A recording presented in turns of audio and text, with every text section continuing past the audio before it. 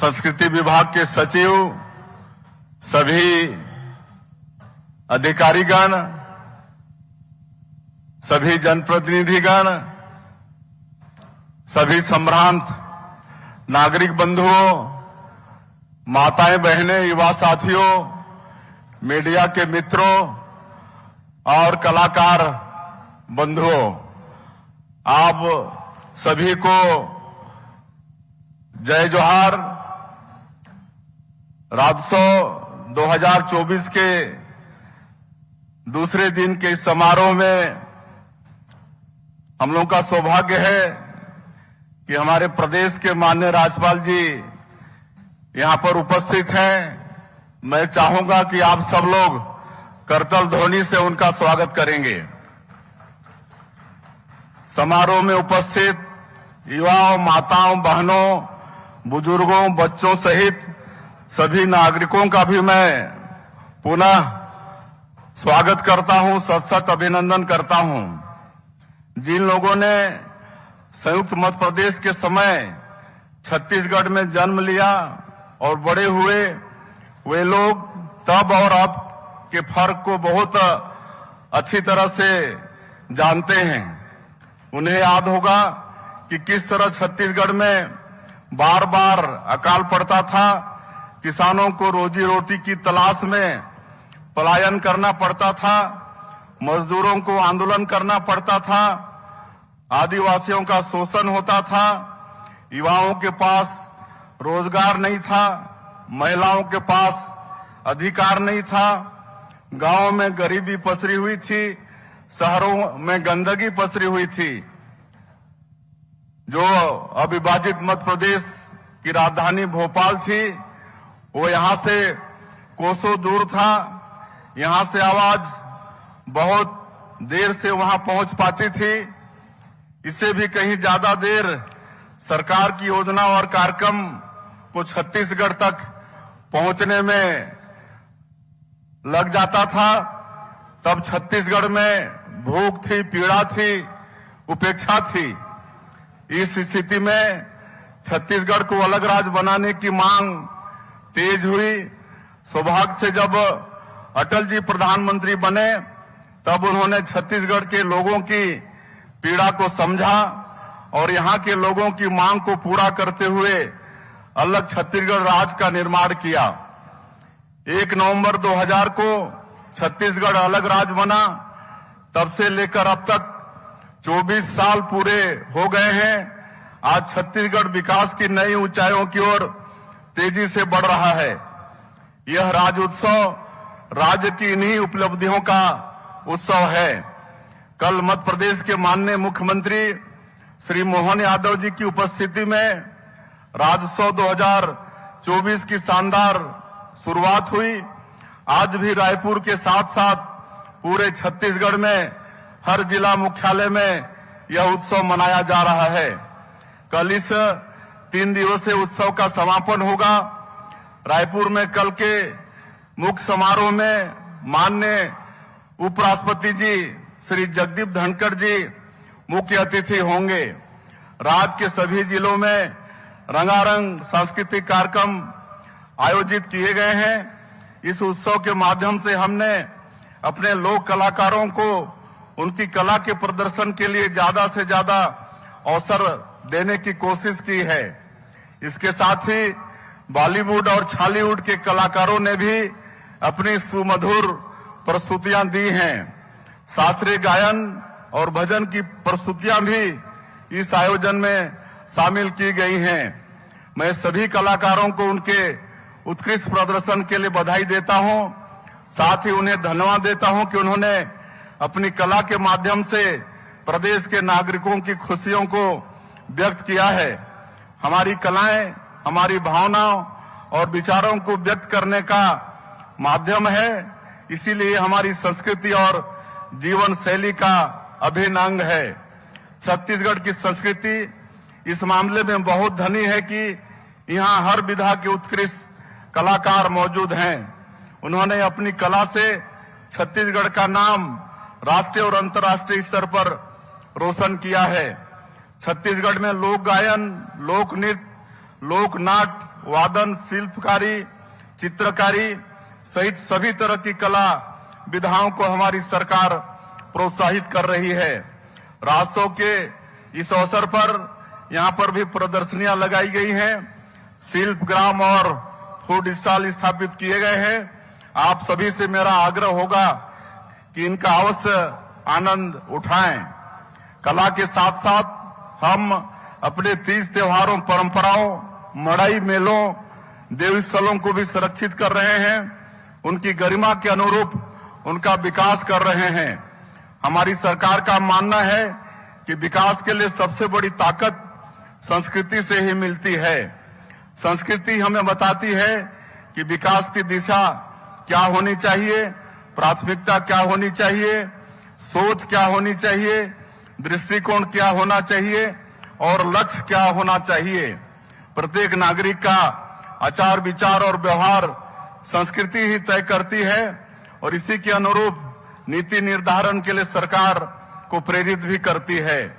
हमारे यशस्वी प्रधानमंत्री श्री नरेंद्र मोदी जी के लक्ष्य के अनुरूप विकसित भारत, विकसित छत्तीसगढ़ के निर्माण के लिए हमने अपना जो विजन डॉक्यूमेंट तैयार किया है, उसमें भी संस्कृति के संरक्षण को विकास के लिए बहुत महत्वपूर्ण माना है। जब कोई समाज एकजुट होता है तो उसके सभी सदस्य एक ही दिशा में आगे बढ़ते हैं।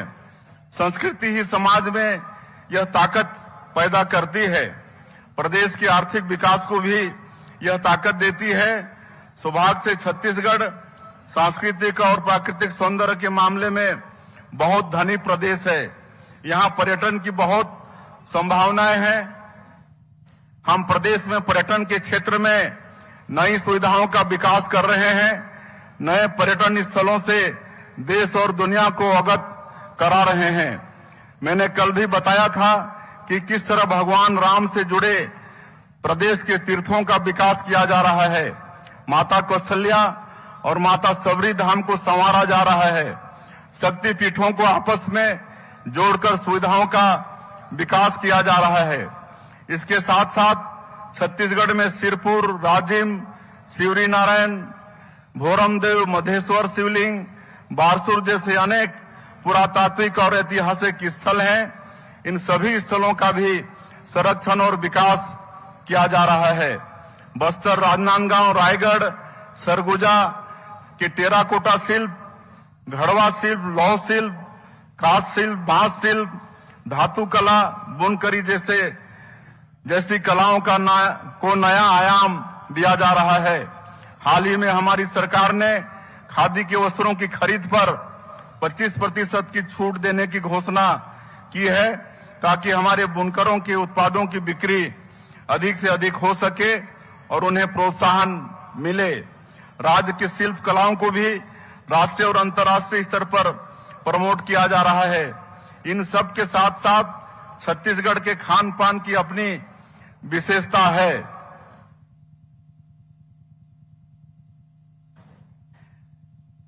मैं यह पहले ही कह चुका हूं कि संस्कृति का संरक्षण और संवर्धन हमारी सरकार की सर्वोच्च प्राथमिकताओं में शामिल है। छत्तीसगढ़ राज्य हमने बनाया है, हमने संवारा है और आगे भी इसे हम ही संवारेंगे।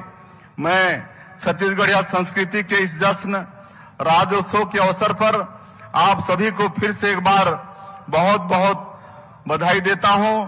आप लोगों से कल इसी मंच पर फिर भेंट होगी। कल माननीय उपराष्ट्रपति जी की गरिमामय उपस्थिति में राज्य अलंकरण समारोह होगा।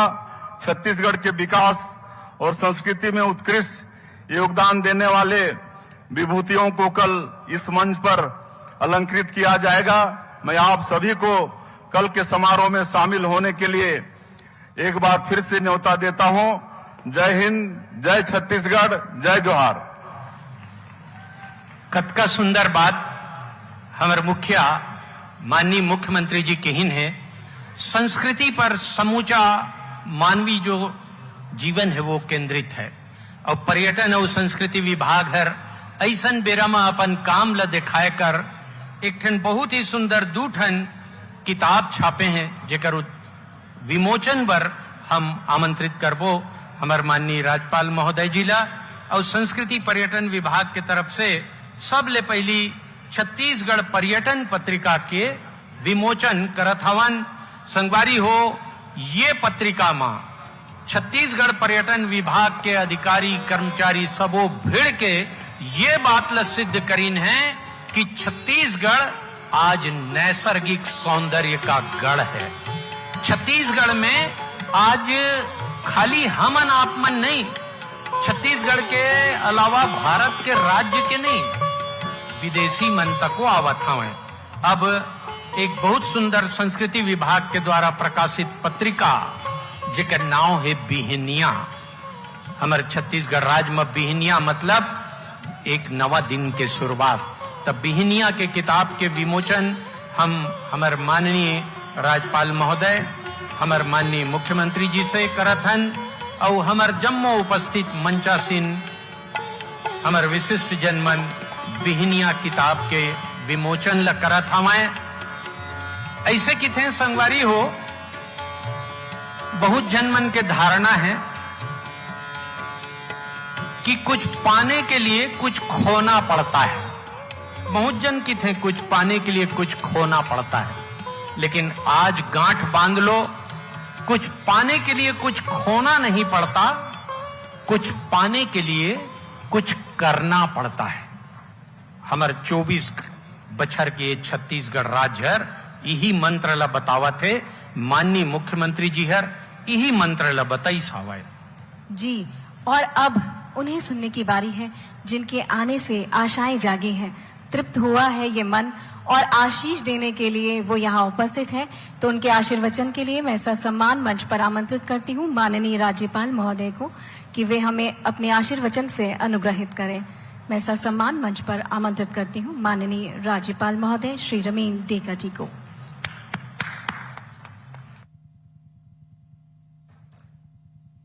नमस्कार।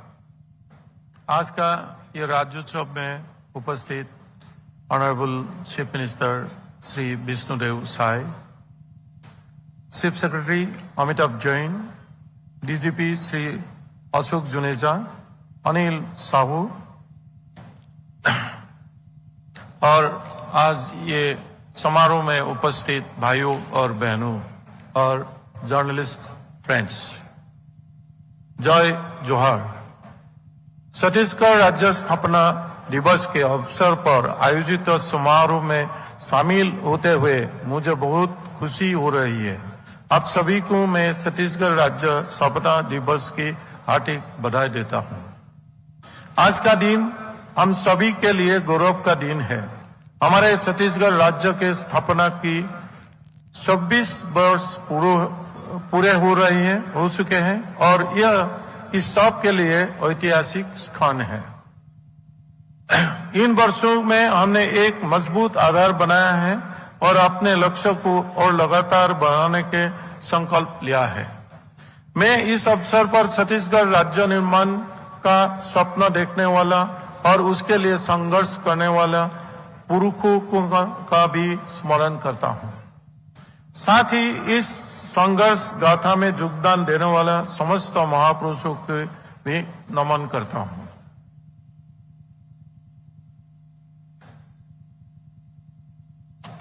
छत्तीसगढ़ एक युवा राज्य है और इस युवा अवस्था में ही हमने विभिन्न क्षेत्रों में अपनी प्रतिभा और क्षमताओं का प्रदर्शन किया है और विभिन्न क्षेत्रों में निरंतर प्रगति की है।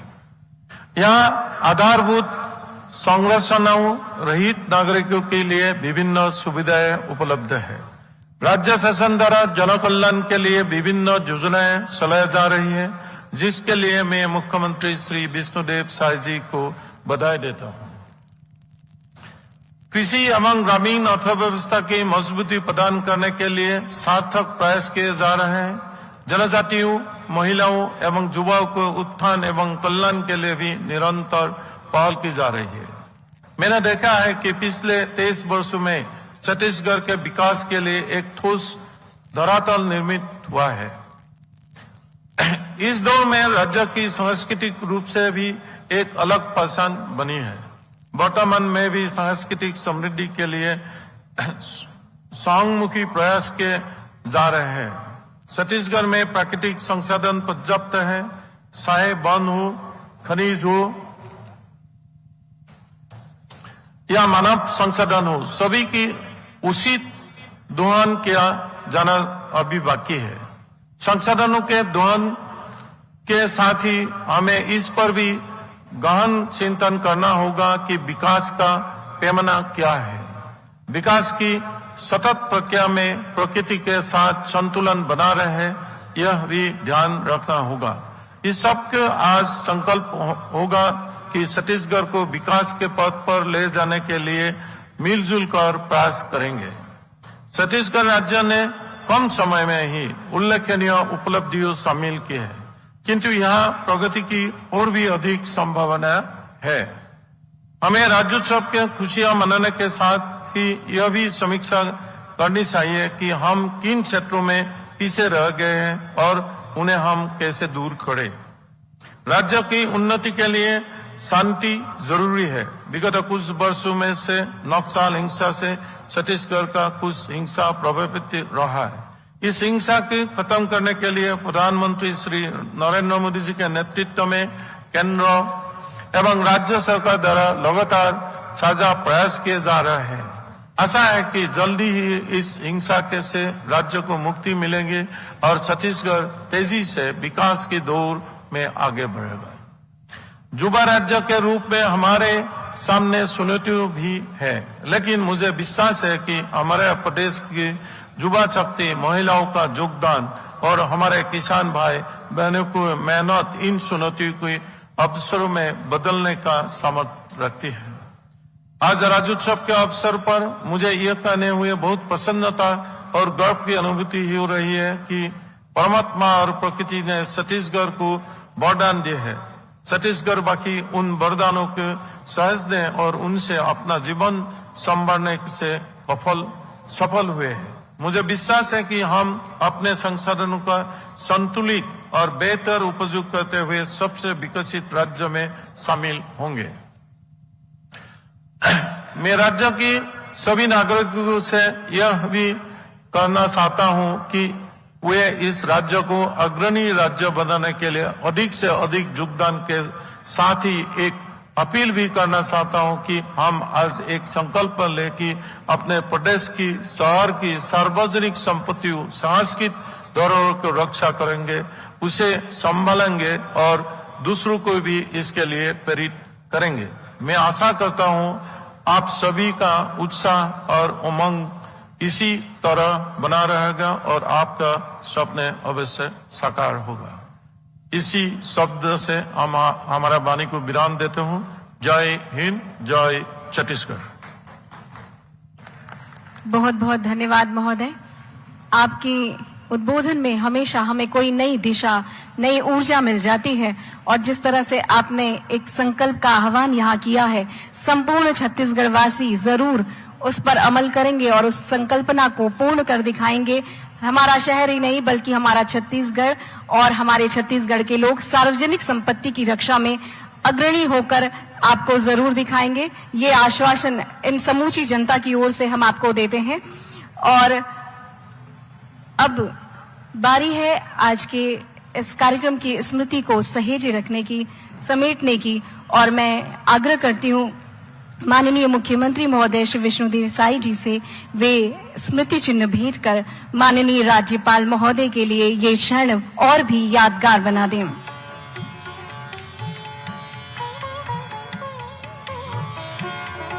जोन प्रतीक चिन्ह दिए जाते आप देखत हो, छत्तीसगढ़ के नक्शा बने हैं, छत्तीसगढ़ की कला संस्कृति के वो प्रतीक आए। और आभार प्रदर्शन के लिए मैं ससम्मान मंच पर आमंत्रित करती हूँ संचालक महोदय, संस्कृति एवं प्रबंध संचालक पर्यटन विभाग श्री विवेक आचार्य जी को। राज्योत्सव 2024 के द्वितीय दिन के कार्यक्रम में मैं सर्वप्रथम आभार व्यक्त करना चाहूंगा प्रदेश के माननीय राज्यपाल श्री रमेश टेका जी का। मैं आभार व्यक्त करना चाहूंगा हमारे माननीय मुख्यमंत्री जी का। मैं आभार व्यक्त करना चाहूंगा सीएस सर का, डीजीपी सर का, पीसीसीएफ सर का। मैं आभार व्यक्त करना चाहूंगा सभी अधिकारियों कर्मचारियों का जिन्होंने अलग अलग स्टॉल्स में अपनी प्रदर्शनियां लगाई हैं।